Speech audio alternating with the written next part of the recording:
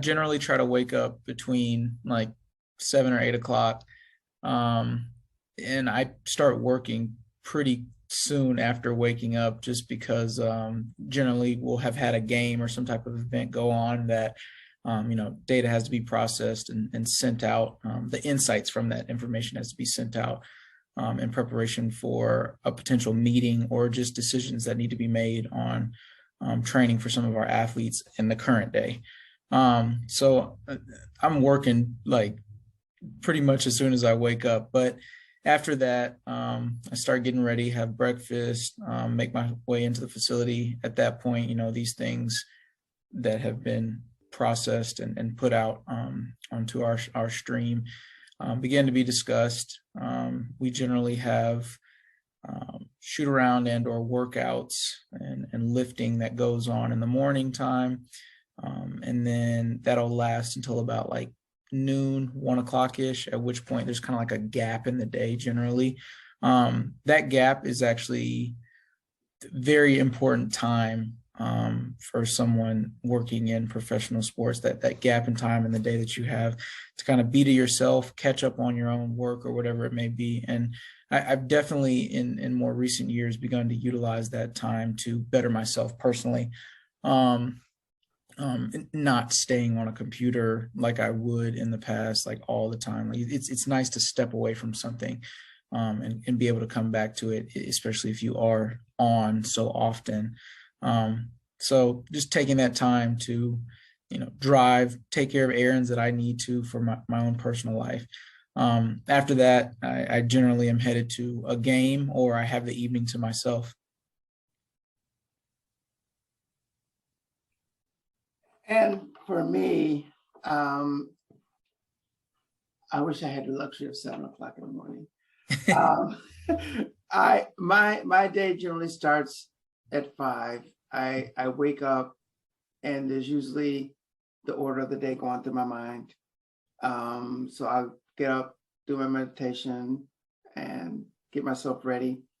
And then, after I get my coffee and fix breakfast for my mom, then it's really about starting the jumping into meetings, and so much of my day now is filled with meetings, talking about various scenarios, strategies, plans and programs that we have to, work through and make sure that we're properly preparing ourselves for. And that's probably while there is a lot of benefit to joining them in the meetings, what we find a lot of times is that there's so many challenges within that we have to, really dig through and work through a lot of these challenges. And so helping my team and other teams, identify, problem solve, and then, plan for resolutions within the things that happen day to day. And then, of course, there's always a perpetual fire drill that happens first thing in the morning, and it just wrecks your whole day. And by 3 o'clock, once you have it down, you're sitting back and like, I don't know what to do now, because you just want the time to yourself. Yeah, exactly, right. My time back. Yeah, because you've exerted so much energy to work through the issues and trying to communicate and understand, all the intricacies of that particular situation. And then, you're trying to manage attitudes and trying to keep everybody else from jumping over the cliff. So a lot of things like that. But really it's a lot about, data and understanding the analytics, understanding the insights of the data, because our company, I didn't say this earlier, we do digital media.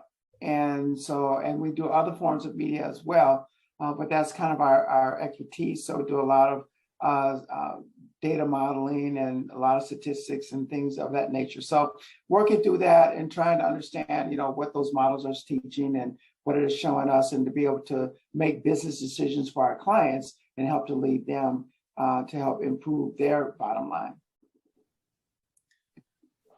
I think to kind of piggyback on what Breanna was saying and go back one question, another thing that I'd probably tell my younger self is, is be adaptable. Know when to be adaptable, because like she said, fire drills pop up at all points in your life, and some unrelated to work, some related to work, but you have to know how to approach those situations, whether they be new or something you've seen before. And then if you need to, knowing that like once that fire drill is completed, that yeah, you can take time to yourself. You deserve that. If it's something that's more challenging than you were expecting, or if it's something that is business as usual, don't let it rock you off the path that you were taking that day. You just keep going and just know, like, I may not get to this one other thing on my to-do list today, but that's okay. The world won't end. Right. Yeah, definitely feel that. Very often school can give us a lot of structure that's just not a reality in the world after school. Right. And and that's like I said earlier, because school helps you to get in the mode of thinking along this discipline. Yes. But what it doesn't teach you is really how to solve a lot of those issues that come up, and how do you manage those. That's where it really comes in, experience and the willingness to push through.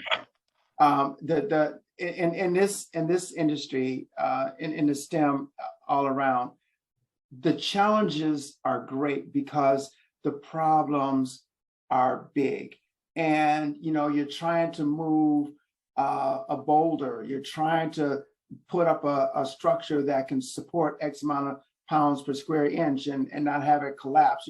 You're trying to move 15 terabytes of data into a 2 terabyte drive, and and these are things that you have to do, and they're very challenging, and they look sometimes impossible, but very doable.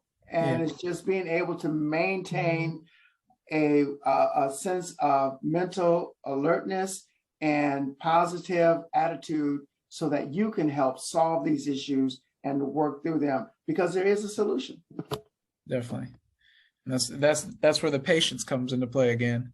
Yes.